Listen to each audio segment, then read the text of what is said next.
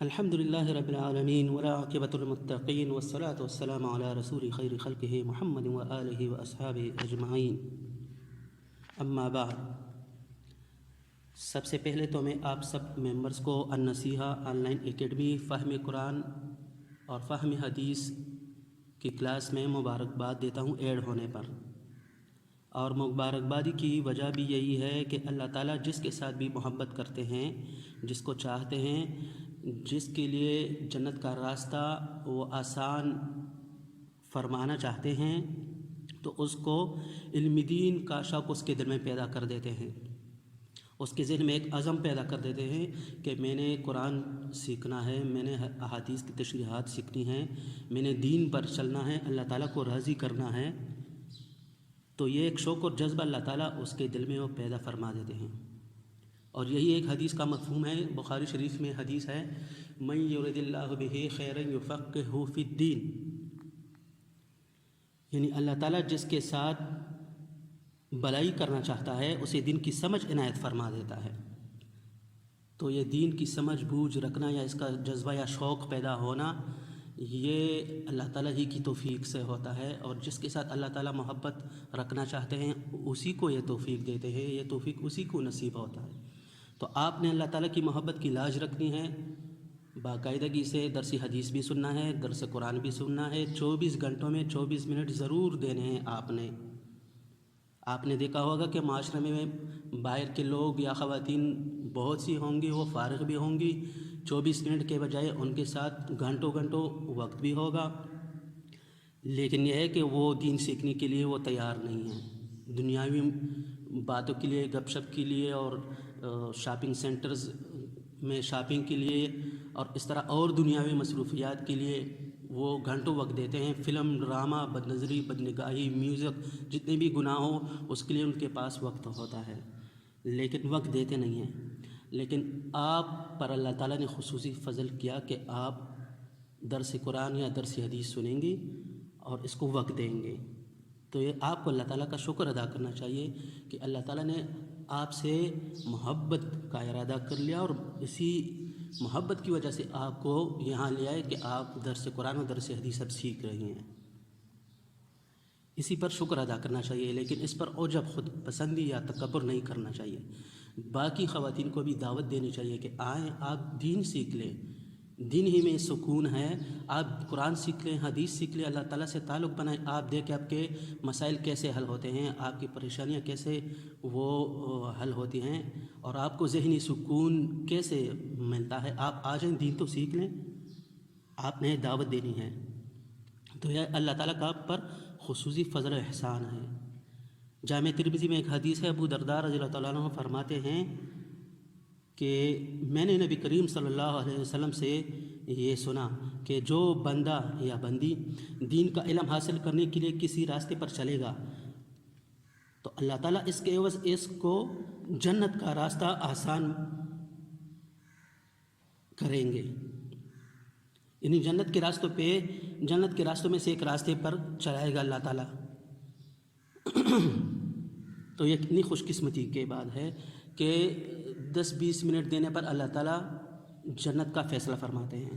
اور پھر آگے اسی حدیث میں ارشاد ہے کہ عزت و اکرام کی وجہ سے، جامع ترمذی کی حدیث میں ارشاد ہے کہ عزت و اکرام کی وجہ سے، قدر و عزت کی وجہ سے اس طالب علم اسٹوڈنٹس جو یہ قرآن و حدیث سیکھتے ہیں، ان کے عزت و اکرام میں فرشتے اپنے بازو جھکا دیتے ہیں کہ یہ اللہ تعالیٰ کی محبوب بندیاں ہیں، ان کی عزت میں اپنے بازو جھکا دیتے ہیں۔ پھر حدیث پاک میں، اسی حدیث میں ارشاد ہے، نبی کریم صلی اللہ علیہ وسلم فرماتے ہیں کہ جس نے علم دین سیکھا تو آسمان و زمین کی ساری مخلوقات اللہ تعالیٰ سے مغفرت کی دعائیں کرتی ہیں۔ اس کے لیے ساری مخلوقات، آسمان و زمین کی مخلوقات دعائیں کرتی ہیں مغفرت کی، کہ اللہ اس کے گناہ معاف فرما، اس کو جنت میں داخل فرما، اس کی پریشانی اور مسائل حل فرما۔ یہاں تک کہ صرف یہی کافی نہیں، حدیث پاک میں ارشاد ہے وَالْحِيتَانُ فِي جَوْفِ الْمَاءِ، یعنی آپ یہ دریا سمندر کے اندر رہنے والی جتنی مچھلیاں ہیں وہ بھی اس کے لیے دعائیں کرتی ہیں۔ تو یہ کتنی خوش قسمتی کی بات ہے کہ آپ کے لیے ابھی سے ساری مخلوقات دعائیں کرتے رہتے ہیں۔ یہاں تک کہ مچھلیاں بھی آپ کے لیے ابھی سے دعائیں مانگتی ہیں۔ تو آپ نے خوب شوق سے غور سے درس قرآن بھی سننا ہے، درس حدیث بھی وہ سیکھنا بھی ہے اور سننا بھی ہے۔ 24 گھنٹوں میں 24 منٹ ضرور دینے ہیں آپ نے۔ اب آتے ہیں مقصد کے بعد کی طرف۔ آج کے درس میں ہم علم حدیث کی تعریف ڈیفینیشن سیکھیں گے کہ علم حدیث کی تعریف ڈیفینیشن کیا ہے، یہ کسے کہتے ہیں۔ تو آسان سی بات آپ سمجھ لیں، بہت سے تعریفات مختلف کتب میں لکھے ہوئے ہیں، آپ بھی دیکھ لیں گے، اس پر پریشان ہونے کی بات نہیں ہے۔ سب کتب سے ایک خلاصہ میں نے لیا ہے اور وہ آپ کے سامنے پیش کر رہا ہوں کہ علم حدیث وہ علم ہے جس میں حضور صلی اللہ علیہ وسلم کے اقوال یعنی احکامات، اقوال سے مراد احکامات، جس میں حضور صلی اللہ علیہ وسلم کے اقوال، افعال، احوال اور تقریر کا ذکر ہو۔ علم حدیث وہ علم ہے جس میں نبی کریم صلی اللہ علیہ وسلم کے اقوال، افعال، احوال اور تقریر کا ذکر ہو۔ کیا مطلب؟ اقوال سے مراد جس میں نبی کریم صلی اللہ علیہ وسلم کے احکامات کا ذکر ہو، جو احکامات ارشادات فرمائے ہیں، احکامات بیان فرمائے ہیں نبی کریم صلی اللہ علیہ وسلم کے ارشادات اور احکامات۔ افعال سے مراد اعمال، نبی کریم صلی اللہ علیہ وسلم نے کون کون سے اعمال کیے ان کا ذکر بھی ہو، اسے بھی حدیث کہتے ہیں۔ اور احوال کا بھی ذکر ہو، یعنی نبی کریم صلی اللہ علیہ وسلم کے حالت زندگی کا جس میں ذکر ہو، اٹھنا بیٹھنا جاگنا سونا چلنا پھرنا کھانا پینا، احوال زندگی۔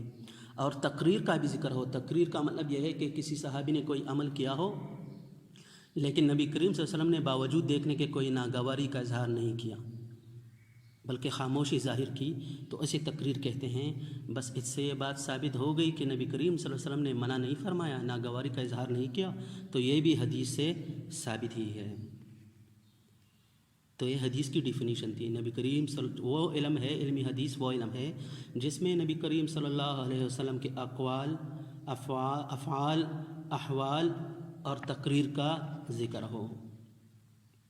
تو آج کے لیے یہی ایک ڈیفینیشن کافی ہے۔ انشاءاللہ درس حدیث کو آگے بڑھائیں گے بھی، اور میری خواہش ہے کہ ہم ایسے احادیث بیان کریں گے جو اصلاح نفس سے متعلق ہوں، اصلاح معاشرہ سے، مطلب انسان کی اصلاح کیسے ہوتی ہے، اس کا تعلق اللہ تعالیٰ کے ساتھ کیسے بنتا ہے، وہ ایک معاشرے میں کامیاب انسان کیسے بن سکتا ہے، کون کون سے گناہوں سے اپنے آپ کو بچانا چاہیے، اس کا طریقہ علاج کیا ہوگا، اس کا طریقہ کار کیا ہوگا، حدیث پاک میں نبی کریم صلی اللہ علیہ وسلم نے کیا ارشادات فرمائے ہیں، تاکہ ہمارا تعلق اللہ تعالیٰ سے بنے۔ کیونکہ مقصد یہی ہے کہ اللہ تعالیٰ سے تعلق بنے، صرف سیکھنے کا مقصد نہیں ہے، مطلب معلومات حاصل کرنا صرف یہی کافی نہیں ہے، بلکہ معمولات اپنے معمول میں لانا، اپنے عمل میں لانا، یہی اصل بات ہے۔